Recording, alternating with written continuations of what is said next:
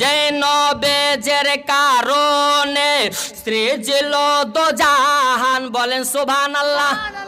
যে নবেজের কারণে সৃজিল দোজাহান, সেই নবেকে ভালোবেসে নিল লামাকাম, নিল লামাকাম, নিল লামাকাম।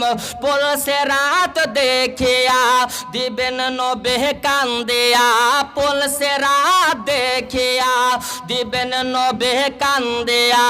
ও গো আল্লাহ উম্মত আমার, ও গো আল্লাহ উম্মত আমার, কেমন হবে পাহাড়, মাফ করে দাও ও গো আল্লাহ উম্মত গুনাহগার, মাফ করে দাও উম্মত গুনাহগার।